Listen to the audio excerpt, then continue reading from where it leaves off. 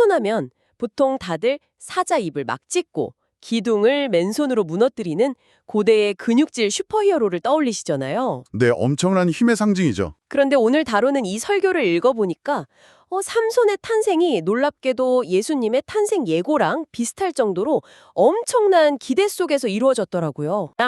실제 삶 사이의 끔찍한 괴리가 결국 비극의 시작이었던 거잖아요. 정확합니다.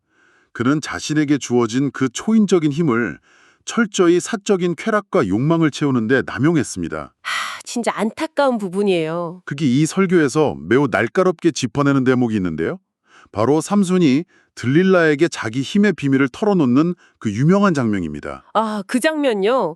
저 어릴 때는 그냥 아니 바보같이 왜 굳이 비밀번호를 알려줬을까 막 이렇게만 생각했거든요. 저도 어릴 땐 그랬습니다. 그런데 이 설교를 보니까 그게 단순한 기밀 누설이 아니라는 거죠. 네, 자신의 약점을 실수로 털어놓은 그런 가벼운 수준이 아닙니다.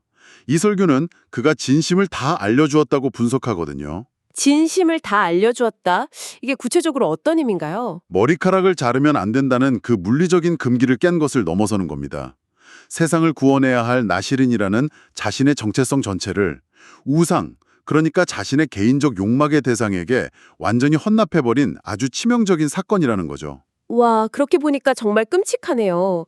마치 세상을 구할 슈퍼파워를 딱 받고도 그 위대한 정체성을 가장 값싼 흥정거리로 전락시킨 것과 같잖아요. 완벽한 비유네요. 그 대가는 정말 참혹했습니다. 그러니까요.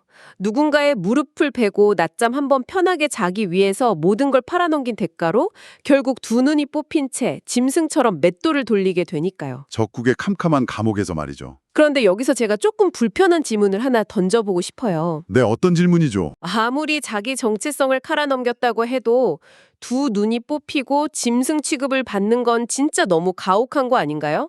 한때 위대한 영웅이었던 사람이 꼭 그렇게까지 처참하게 바닥을 쳐야만 했을까요? 그 불편한 질문이 바로 이 설교가 던지는 핵심 통찰로 우리를 자연스럽게 안내합니다. 설교에서는 이 고통을 자동차의 브레이크에 비유하고 있거든요. 브레이크요? 우리가 차를 멈출 때 밟는 그 뻑뻑한 브레이크 말씀하시는 거죠? 네, 맞습니다. 시속 150km로 질주하면서 통제력을 잃은 자동차가 있다고 상상해 보세요. 거기서 갑자기 브레이크를 확 밟으면 어떻게 될까요? 엄청난 마찰음이 나고 타는 냄새 진동하고 차 안에 있는 사람도 튕겨나가면서 엄청난 충격을 받겠죠. 그렇죠. 정말 고통스럽죠. 하지만 그 고통스러운 제동장치가 작동하지 않는다면 어떻게 될까요? 결국 낭떠러지로 추락해서 산산조각이 나버리겠네요. 바로 그겁니다. 삼손이 겪은 그 끔찍한 고통은 파멸을 향해 엇나가는 그의 인생을 멈춰 세우기 위해서 반드시 필요했던 장치라는 거죠. 마찰열 가득한 브레이크였던 셈입니다. 브레이크가 걸리면서 살이 찢기는 고통을 겪긴 했지만 적어도 완전한 파멸의 낭떠러지로 떨어지는 것만큼은 막아주었다는 거군요. 정확합니다. 하지만 멈췄다고 해서 다 해결되는 건 아니잖아요. 브레이크를 밟아서 차는 간신히 섰는데 삼손은 여전히 감옥에 갇혀 있고 앞은 안 보이잖아요. 이대로라면 그냥 어둠 속에서 막 분노하고 후회하면서 썩어가는 거 아닌가요? 보통은 다들 그렇게 생각하죠. 그런데 바로 그 지점에서 이 이야기에 가장 기막힌 반전이 등장합니다.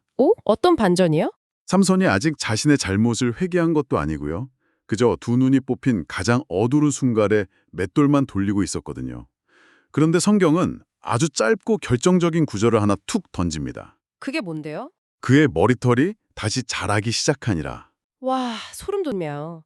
그러니까 삼손 본인조차 전혀 인식하지 못하는 그 캄캄한 어둠 속에서 소리 없이 무언가 막 자라나고 있었다는 거네요. 그렇습니다.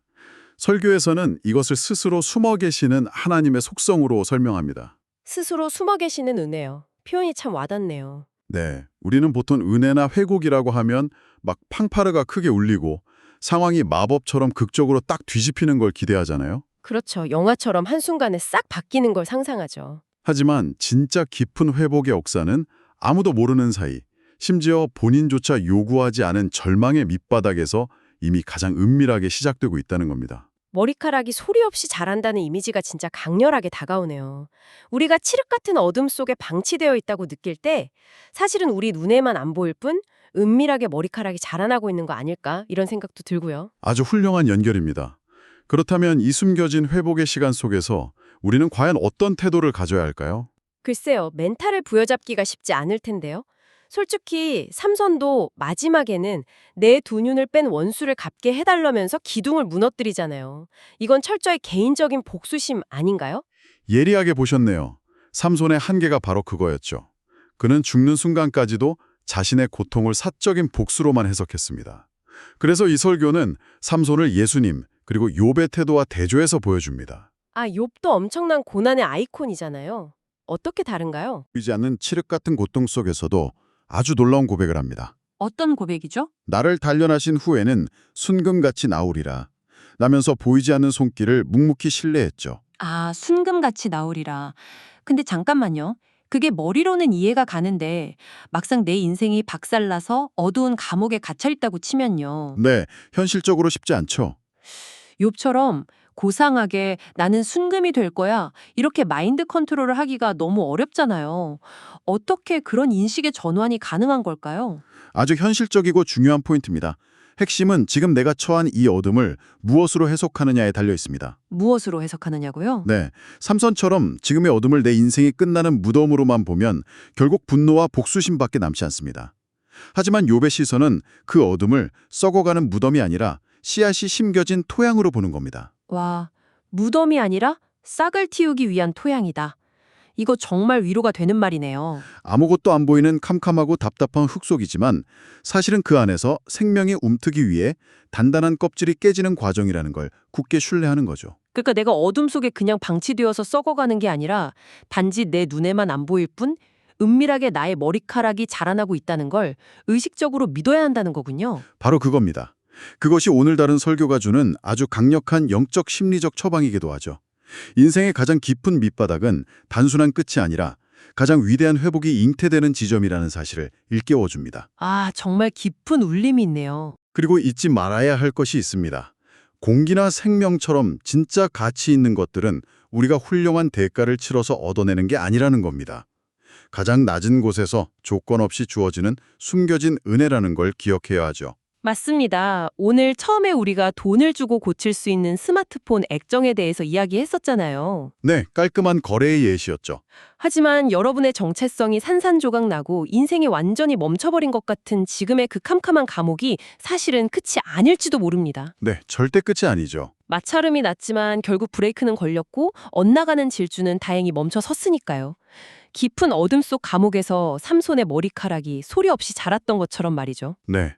지금 당신을 그토록 답답하고 숨막히게 만드는 그 멈춤과 실패의 시간이 사실은 당신 인생에서 가장 강력한 도약을 준비하는 조용한 성장기라면 어떨까요? 당신의 어둠 속에서는 지금 무엇이 자라나고 있습니까? 늘 배움을 멈추지 않는 여러분의 여정을 응원하면서 오늘 심층 탐구는 여기서 마치겠습니다.